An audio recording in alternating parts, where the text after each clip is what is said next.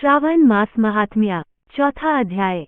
धारणा पारायण, मासोपवास व्रत और रुद्रवर्ती व्रत वर्णन में सुगंधा का आख्यान। ईश्वर बोले, हे सनत कुमार, अब मैं धारण पारण व्रत का वर्णन करूंगा। प्रतिपदा के दिन से आरंभ करके सर्वप्रथम पुण्याहवाचन कराना चाहिए। इसके बाद मेरी प्रसन्नता के लिए धारण पारण व्रत का संकल्प करना चाहिए। एक दिन धारण व्रत करें और दूसरे दिन पारण व्रत करें। धारण में उपवास तथा पारण में भोजन होता है। श्रावण मास के समाप्त होने पर सबसे पहले पुण्याहवाचन कराना चाहिए।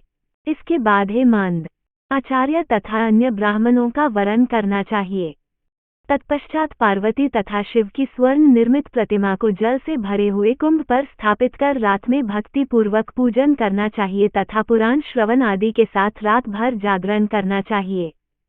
प्रातः काल अग्नि स्थापन करके विधि पूर्वक होम करना चाहिए।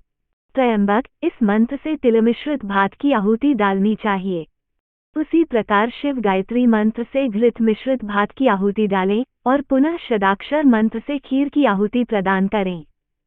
तदनंतर पूर्णाहुति देकर होमशेष का समापन करना चाहिए। इसके बाद में ब्राह्मणों को भोजन कराना चाहिए तथा साथ ही आचार्य की पूजा करनी चाहिए। हे महाभाग, इस प्रकार से उद्यापन संपन्न करके मनुष्य ब्रह्महत्या आदि पातकों से मुक्त हो जाता है, इसमें कोई संदेह नहीं है। अतएव इस महाव्रत को अवश्य करना चाहिए। हे मुने, अब श्रावण में मास उपवास की विधि को आदरपूर्वक सुनिए। प्रतिपदा के दिन प्रातः काल इस व्रत का संकल्प करें। स्त्री हो या पुरुष मन तथा इंद्रियों को नियंत्रित करके इस व्रत को करें। अमावस्या तिथि को लोक का कल्याण करने वाले वृषध्वज शंकर की अर्चना पूजा षोडश उपचारों से करें। तदनंतर अपनी सामर्थ्य के अनुसार वस्त्र तथा अलंकार आदि से ब्राह्मणों का पूजन करें, उन्हें भोजन कराएं तथा प्रणाम करके विदा करें। इस प्रकार से किया गया मास उपवास व्रत मेरी प्रसन्नता कराने वाला होता है। हे सनत कुमार, मनुष्यों को सभी सिद्धियां प्रदान करने वाले लक्ष्य संख्या परिमित रुद्रवर्ती व्रत के विधान को सावधान होकर सुनिए। अत्यंत आदरपूर्वक कपास के 11 तंतुओं से बत्तियां बनानी चाहिए। वे रुद्रवर्ती नाम वाली बत्तियां मुझे प्रसन्न करने वाली हैं। मैं श्रावण मास में भक्ति पूर्वक देवों के देव गौरीपति महादेव का इन 1 लक्ष संख्या वाली बत्तियों से निराजन करूंगा। इस प्रकार श्रावण मास के प्रथम दिन विधि पूर्वक संकल्प करके महीने भर प्रतिदिन शिवजी का पूजन कर 1000 बत्तियों से निराजन करें और अंतिम दिन 71,000 बत्तियों से निराजन करें, अथवा प्रतिदिन 3000 बत्तियां आदरपूर्वक अर्पण करें और अंतिम दिन 13,000 बत्तियां समर्पित करें, अथवा एक ही दिन सभी 1 लाख बत्तियों को मेरे समक्ष जलाएं। प्रचुर मात्रा में घृत में भिगोई जो स्निग्ध बत्तियां होती हैं, वे मुझे प्रिय हैं। तत्पश्चात मुझ विश्वेश्वर का पूजन करके कथा श्रवण करें। सनत कुमार बोले, हे देवदेव, हे जगन्नाथ, हे जगदानंद कारक, कृपा करके आप मुझे इस व्रत का प्रभाव बताएं। हे प्रभु, इस व्रत को सर्वप्रथम किसने किया तथा इसके उद्यापन में क्या विधि होती है? ईश्वर बोले, हे ब्रह्मपुत्र, व्रतों में उत्तम इस रुद्रवर्ती व्रत के विषय में सावधान होकर सुनिए।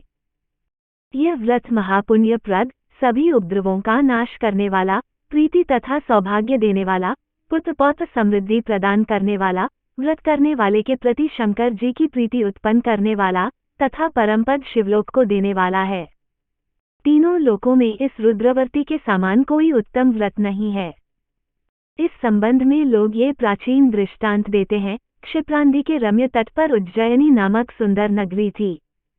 उस नगरी में सुगंधा नामक एक परम सुंदरी वीरांगना थी। उसने अपने साथ संसर्ग के लिए अत्यंत 200 शुल्क निश्चित किया था। 100 स्वर्ण मुद्रा देकर संसर्ग करने की शर्त रखी थी। उस सुगंधा ने युवकों तथा ब्राह्मणों को भ्रष्ट कर दिया था। उसने राजाओं तथा राजकुमारों को नग्न करके उनके आभूषण आदि लेकर उनका बहुत तिरस्कार किया था। इस प्रकार उस सुगंधा ने बहुत लोगों को लूटा था। उसके शरीर की सुगंध से कोस भर का स्थान सुगंधित रहता था। वह पृथ्वी तल पर रूप लावण्य और कांति की मानो निवास स्थली थी। वह 6 रागों और 36 रागिनियों के गायन में तथा उनके अन्य बहुत से भेदों की भी गान क्रिया में अत्यंत कुशल थी। वह नृत्य में रंभा आदि देवांगनाओं को भी तिरस्कृत कर देती थी और अपने एक एक पग पर अपनी गति से हाथियों तथा हंसों का उपहास करती थी। किसी दिन वह सुगंधा कटाक्षों तथा भौं चलान के द्वारा काम बानों को छोड़ती हुई क्रीड़ा करने के विचार से क्षिप्रा नदी के तट पर गई। उसने ऋषियों के द्वारा सेवित मनोरम नदी को देखा। वहां कई विप्र ध्यान में लगे हुए थे तथा कई जप में लीन थे।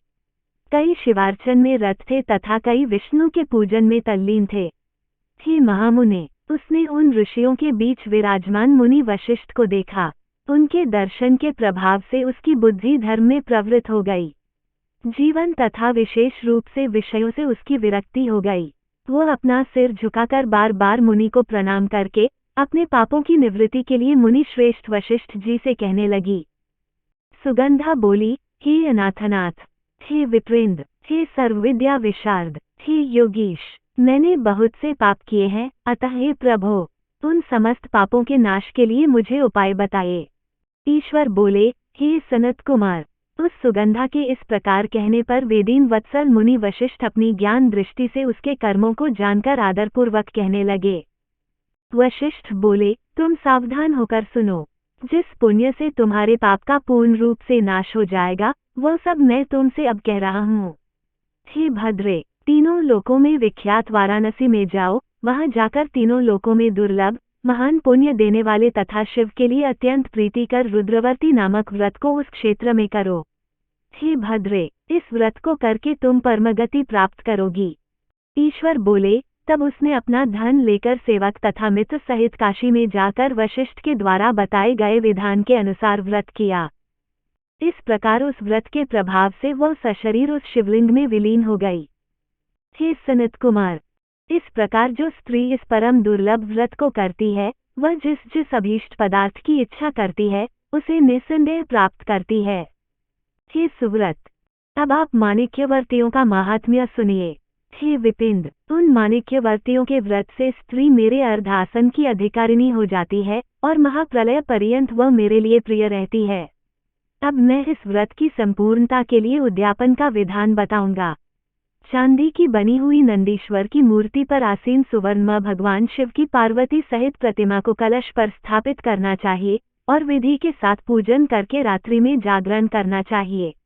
इसके बाद प्रातःकाल नदी में निर्मल जल में विधि पूर्वक स्नान करके 11 ब्राह्मणों सहित आचार्य का वरण करना चाहिए। तत्पश्चात रुद्रसूक्त से अथवा गायत्री से अथवा मूल मंत्र से घृत, खीर तथा बिल्वपत्रों का होम करना चाहिए। इसके बाद पूर्णाहुति होम करके आचार्य आदि की विधिवत पूजा करनी चाहिए तथा सपत्नीक 11 उत्तम विप्रों को भोजन कराना चाहिए। हे सनत कुमार, जो स्त्री इस प्रकार से व्रत करती हैं, वह समस्त पापों से मुक्त हो जाती हैं। तत्पश्चात विधान पूर्वक कथा सुनकर स्थापित की गई समस्त सामग्री ब्राह्मण को दे देनी चाहिए। इससे निश्चित रूप से 1000 अश्वमेघ यज्ञों का फल प्राप्त होता है। इस प्रकार श्रीस्कंद पुराण के अंतर्गत ईश्वर सनत कुमार संवाद में श्रावण मास महात्म्य में धारणा पारणा मासोपवास रुद्रवर्ती कथन नामक चौथा अध्याय पूर्ण हुआ।